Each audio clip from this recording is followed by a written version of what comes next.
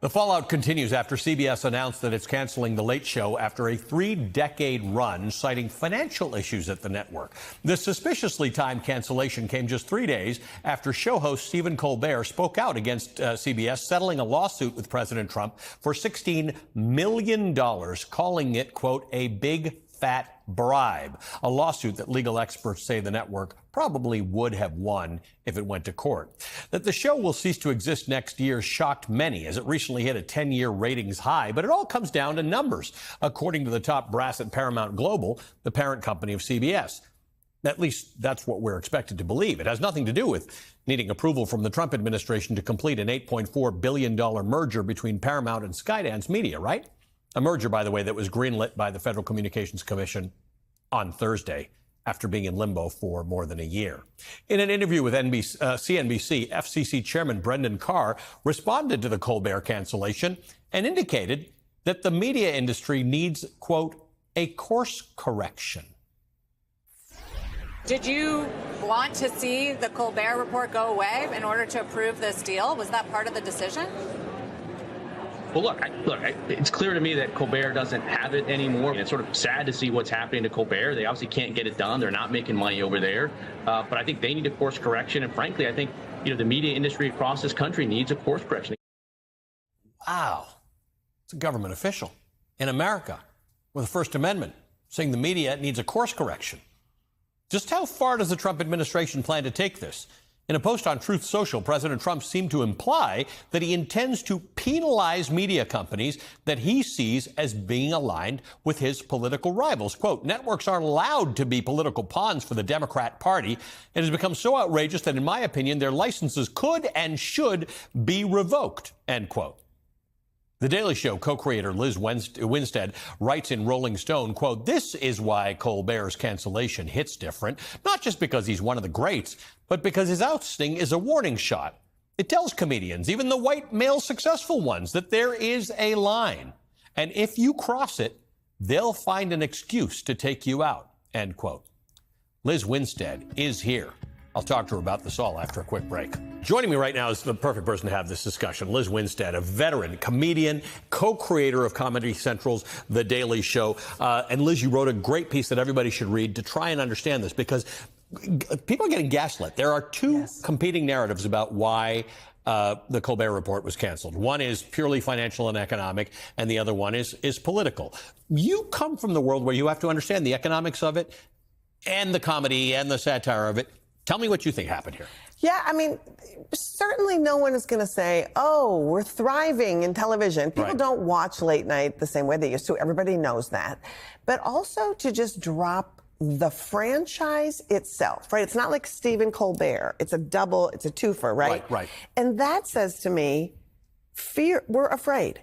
Because we've watched with The Daily Show, with John Oliver, we've watched how people who do not have a dog in the fight. And what I mean by that is people who call BS, no matter who the powerful person is, on their hypocrisy or screwing up.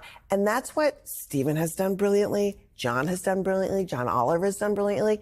So when the truth tellers are the comics, and those comics are actually resonating with the people that Donald Trump has not been able to reach, then he's got to go Plan B. And Plan B is, oh, look at me. I have a merger I need. Look at me. I can ask for what I want, and I can silence those voices because my, lardo-thin skin cannot take the ridicule that most people can, who are grown adults running a nation.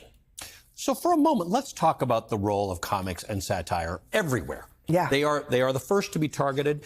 It is a remarkable thing that when the government takes a satirist or a comic and calls them whatever, the Chinese do it, the Iranians do it, the Arabs do it, the Russians do it, the Hungarians do it.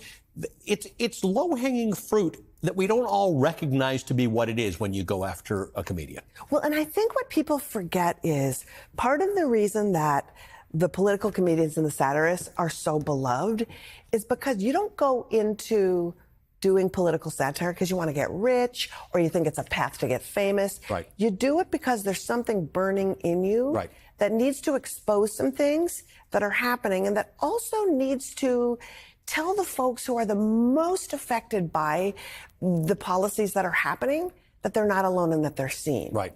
And so when that happens and done well, the part that everybody yearns for when you talk about politics, when you talk about news people, when you talk about comedy, is the authenticity. When you are authentic, people gravitate to you. Right. And there is nothing and no one more authentic than Stephen. John, you look at these passionate pleas that they give nightly, Yep. and you're like, that is real. Right. That You is can real. feel that sort of fire in them. And the fire is what makes people come back. And if you lack the fire, man, do you hate it. And if that fire is directed at you, yeah. you have no other choice because you're small to want to squelch it and put it out. Okay, so you talked about Colbert and Jon Stewart and John Oliver. Here's the problem. And by the way, Jon Stewart commented, I guess a week and a half ago or something, said, you know, I've been fired from better places because this is also part of the Paramount place. Yes. But all of them will be fine. Yes. They'll all land fine. And as you pointed out in the break, there's the internet, and that's more powerful than TV these days. That said, there are a million comics who are not as well known. They're working in clubs. They're working underground. They're doing the third show, after midnight. This affects them too. Yes, and I think I was thinking about, I left The Daily Show before 9/11. When 9/11 happened and I was trying to launch a new show, forget about it. Forget about anybody. We'll remember how every person in late night sort of had to apologize for America instead of saying, maybe we should hold America accountable. Mm-hmm. What parts of what we do harm people? And those of us that wanted to actually not retreat, but say, we need to look into this, had a really hard time finding new shows, finding platforms. I'm telling you, I still do stand-up, and I'm out there trying to find theaters that will book somebody who's going to challenge people. I also run an abortion rights organization. I talk about abortion a lot. They don't even understand that there is a massive audience for people that want to hear what we have to say. Yep. And because they don't, and because they're thinking so narrowly, I've had, this is a Paramount thing, but I've had local CBS affiliates say, "Oh, this year we're not gonna have you on to promote your show." Wow. And so this isn't new, but I think the underlying pervasive nature of looking at late night, right, and saying, when was the last time a new show came on? We had Kamau Bell, we had Larry Wilmore, we had Michelle Wolf, we had Sam B.